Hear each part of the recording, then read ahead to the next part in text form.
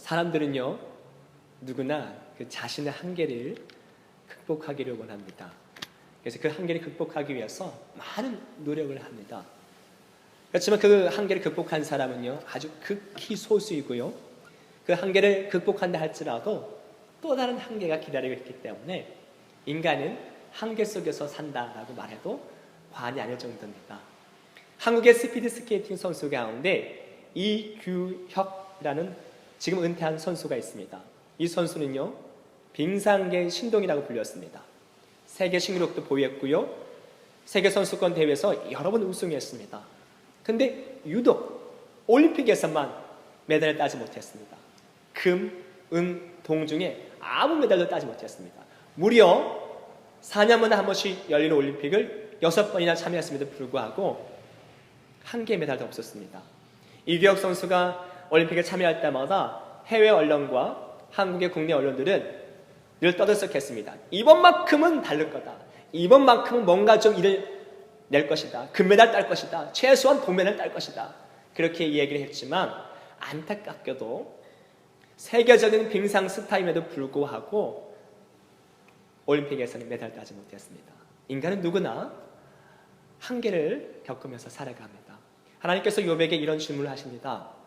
욥기서 38장, 39장, 40장에 보면요, 욥아, 내가 땅의 기초에 대해서 알고 있느냐? 바닷물이 왜 육지에 넘어오지 않는지 그 경계선에 대해서 넌 알고 있느냐? 빛의 근원과 어둠의 근원이 무엇인지 는 알고 있느냐? 이 질문에 답할 사람이 누가 있겠습니까? 하나님이 욥에게 그런 질문을 하셨고 오늘 우리에게도 동일한 질문을 하고 계십니다. 왜 이 질문을 하고 계시냐면 사람은 누구나 한계가 있다는 것을 하나님께서 사람들에게 알려주기 위함입니다. 오늘 본문에 나온 혈루증 병을 가지고 있는 여인, 이 여인의 한계는 이스라엘의 어떤 의사도 고칠 수 없다는 한계를 갖고 있었습니다.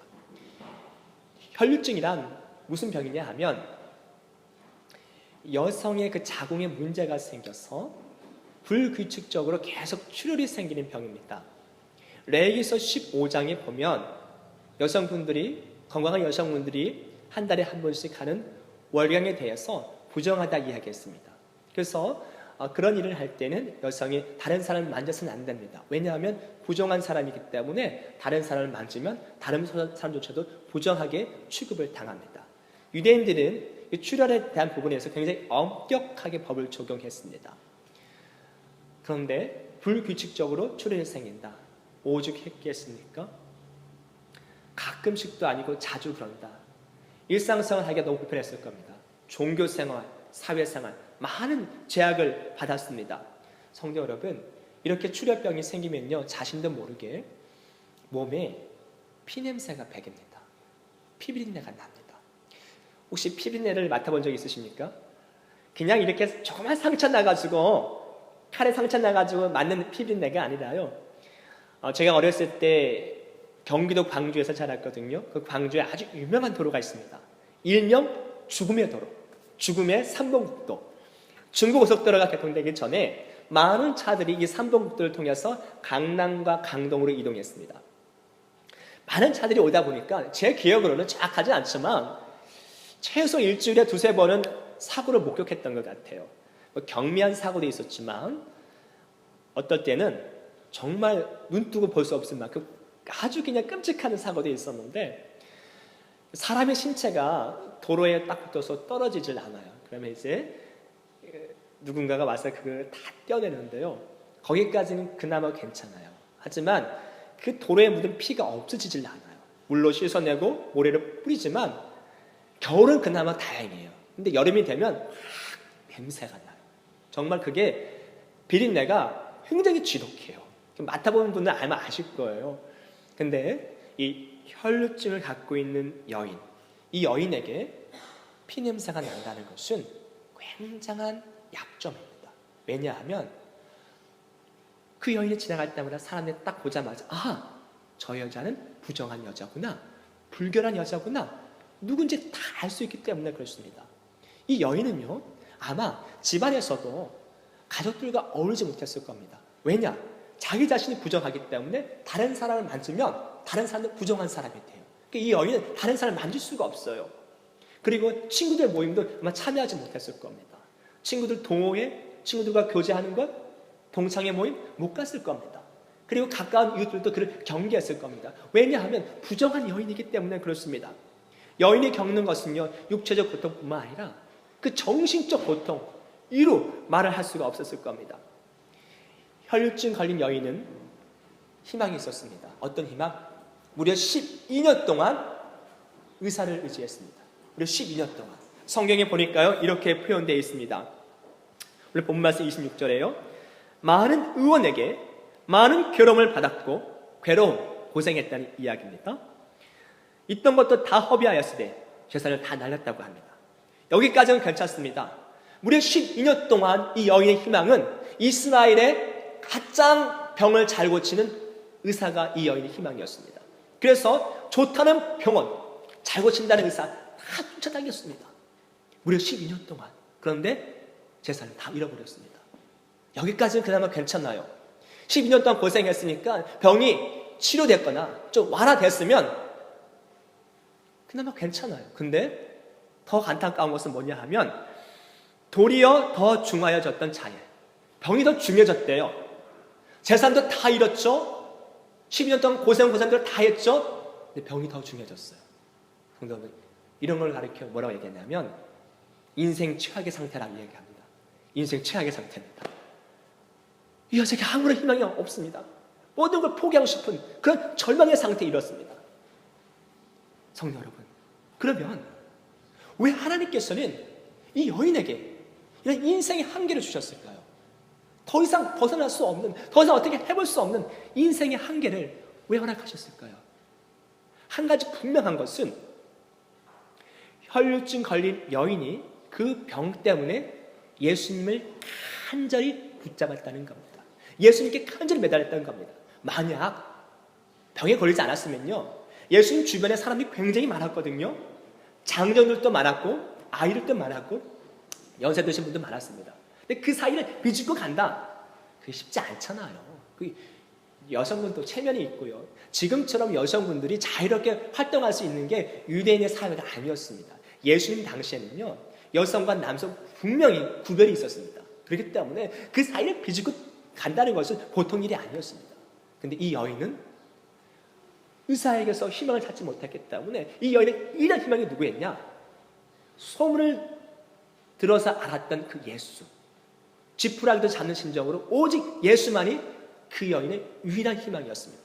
그렇기 때문에 예수님께 간절히 매달릴 수 있었습니다.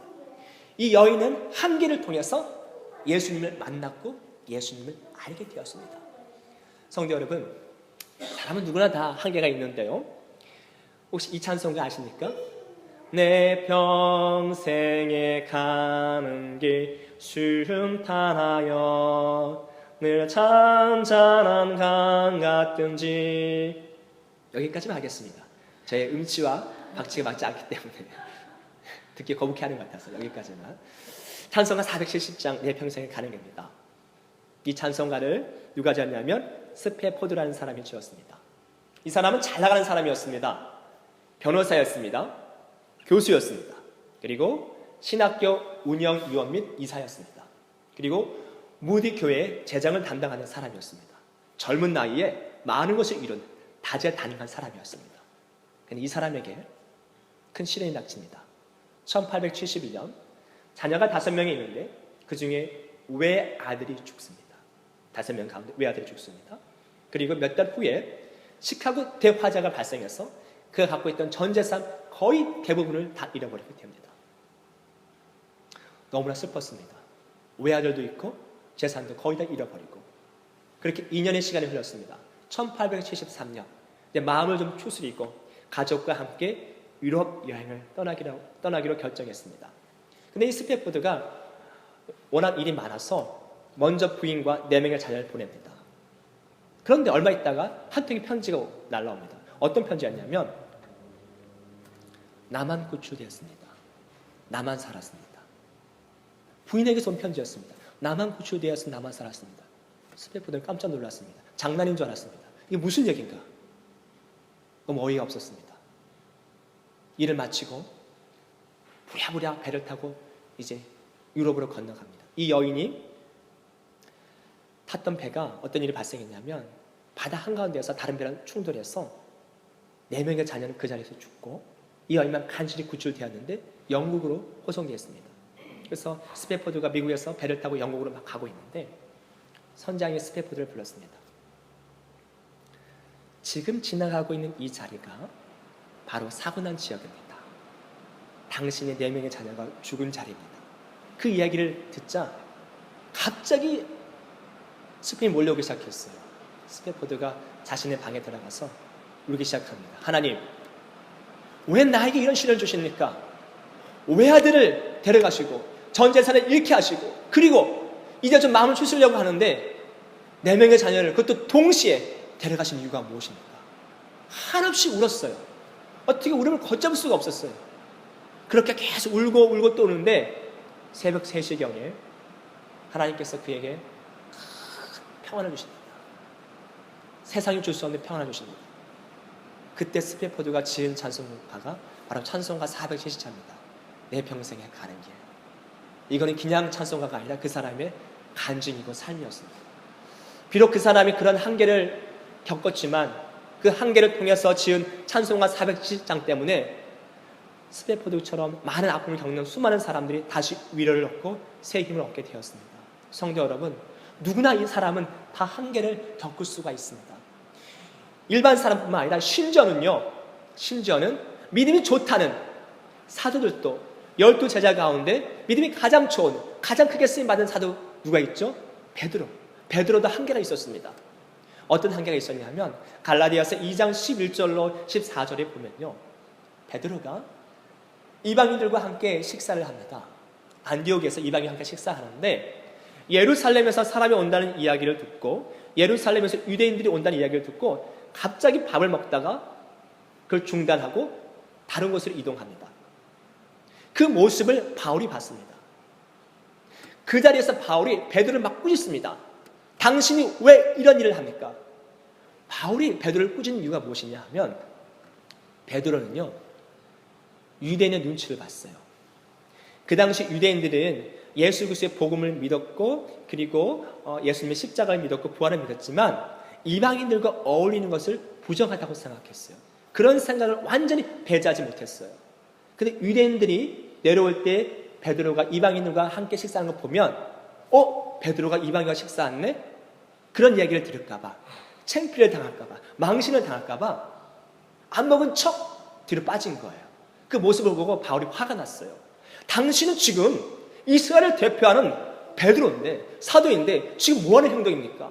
지금 외식하는 거 아닙니까? 예수님이 당신에게 그렇게 가르쳤습니까? 예수님은 세리와 창기와 이방인들을 품으셨고 같이 식사했고 같이 어울렸는데 당신은 지금 복음을 외치면서 복음을 증거하면서 왜 지금 외식하는 행동을 합니까? 아주 바울이요, 화가 단단히 났습니다. 베드로를 보면서 아주 그냥 질책을 하죠.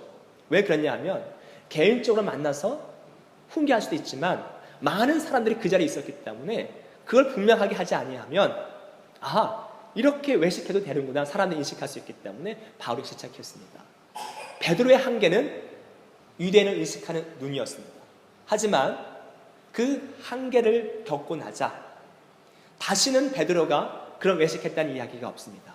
성도 여러분, 믿음이 좋은 사람이나 능력을 행하는 사람이나 심지어는 베드로처럼 크게 쓰임받는 사람이나 누구나 다 한계가 있습니다. 그럴 때 한계를 겪을 때 성도 여러분, 결코 나는 이제 모든 게 끝났어 자포자기 하지 마십시오. 왜냐하면 그 한계를 통해서 예수님을 더욱더 알아갈 수 있는, 그리고 내 믿음이 더욱더 성장할 수 있는 기회이기 때문에 그렇습니다. 이 여인에게요, 유일한 희망은 예수님이었습니다.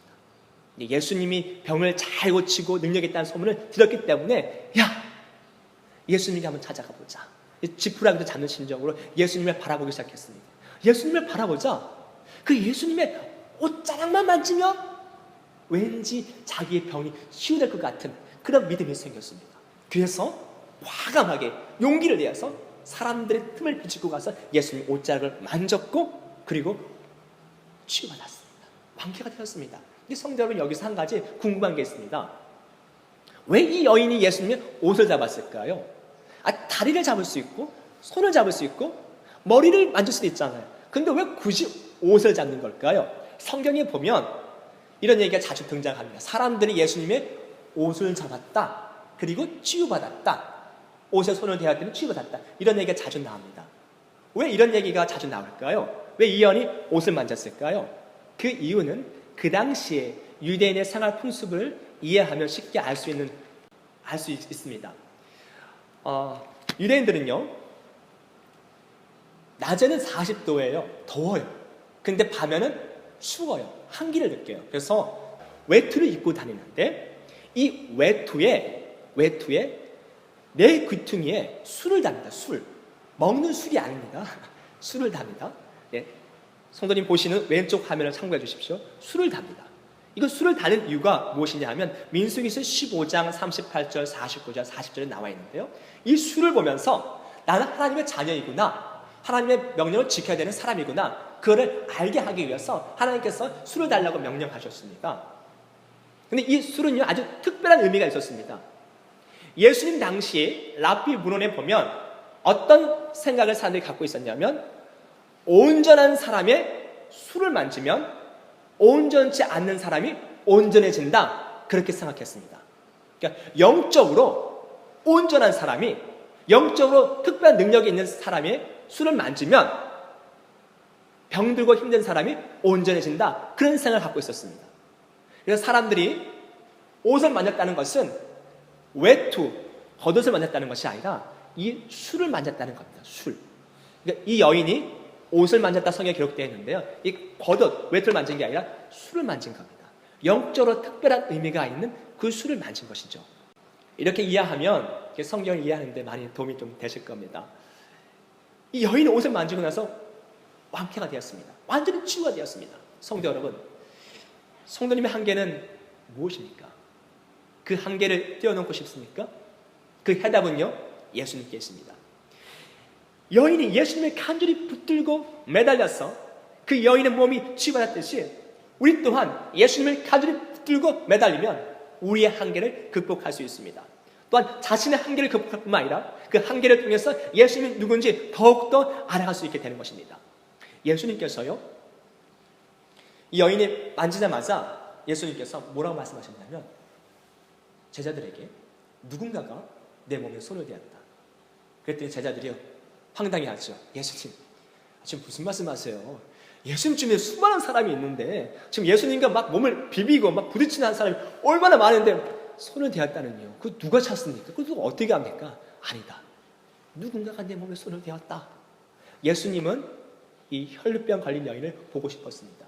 그래서 이 여인이 성경에 보니까 이렇게 표현되어 있습니다. 33절에 보니까요, 여자가 제게 이루어진 일을 알고 두려워 떨며 와서 그 앞에 엎드려 모든 사실을 여쭤오되, 두려워 떨었습니다. 이게 무슨 말이냐 하면 출혈이 있는 병을 혈루증이라고 말씀드렸지 않습니까? 혈루병을 가지고 있는 여인은 부정한 여인입니다. 왜? 출혈이 되기 때문에. 근데 이 부정한 여인이 예수님을 만지기 위해서 수많은 사람들을 비집고 갔습니다. 만졌잖아요. 그럼 자신 때문에 다른 사람이 부정하게 되었어요. 더군다나 예수님의 술을 만졌어요. 이 여인이 만졌기 때문에 예수님도 부정한 예수님이 된 거예요. 그리고 예수님의 허락 없이 함부로 만졌어요. 부정한 여인이. 이 여인은 두려운 거죠. 꾸지람을 받을까 봐. 자신의 잘못을 알고요.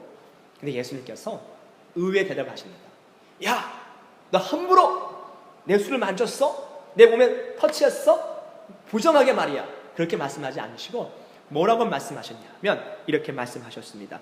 두려워 떠는 여인에게 예수께서 가라사대 따라 내 믿음이 너를 구원하였으니 평안히 가라. 내 병에서 놓여 건강할지어라. 두려워 떠는 여인에게 예수님께서는 평안히 가라. 건강 잘 지켜라. 다시는 그런 병 걸리지 말아라. 행복하게 살아라.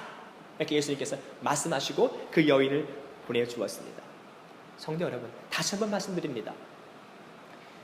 이 여인은 한계가 있었습니다. 누구도 고칠 수 없는 한계. 그런데 그 한계를 통해서 예수님께 간절히 매달렸고, 그리고 예수님을 통해서 병이 치유될 뿐만 아니라 예수님은 어떤 분인지, 예수님은 어떤 성품을 가지고 있는 분이신지 알게 되었습니다. 예수님은 사람들에게 두려움을 주는 분이 아니라 늘 평안을 주는 분이구나. 예수님의 성품에 대해서 이 여인은 알게 되었습니다. 그러므로 성도 여러분, 성도님의 한계가 있으십니까? 더 이상 안 돼. 나는 왜 이거밖에 못할까? 그런 한계가 있으십니까? 그런데 그 한계를 뛰어넘고 싶으십니까? 나는 그냥 이대로 살다 죽지 뭐. 그러면 어쩔 수 없지만 그 한계를 뛰어넘고 싶습니까? 좀 더 한 단계 나아진 삶을 살고 싶습니까? 예수님과 좀 더 가까워진 삶을 살고 싶습니까? 그러면요, 혈류증 걸린 여인처럼, 혈류병 걸린 여인처럼 예수님을 간절히 붙드십시오. 예수님께 매달리십시오. 예수님을 붙잡으십시오. 그러면요, 예수님을 통해서, 나를 통해서가 아니라 예수님을 통해서 성도님의 그 한계를 뛰어넘게 될 것입니다. 뿐만 아니라 예수님이 누군지, 예수님이 어떤 분인지 더욱더 알아갈 수 있는 기회가 될 것입니다. 한계로 끝나지 않기 위해서는 간단합니다. 예수님 붙잡으십시오. 간절히 매달리십시오. 그러면 그 한계가 성도님의 새로운 기회가 될 것입니다. 그러므로 늘 언제나 한계 앞에서 주지 않는 성도님이 아니라 예수님을 붙들어서 늘 언제나 한계를 뛰어넘는 성도님 되시기를 예수 그리스도의 이름으로 간절히 축원합니다.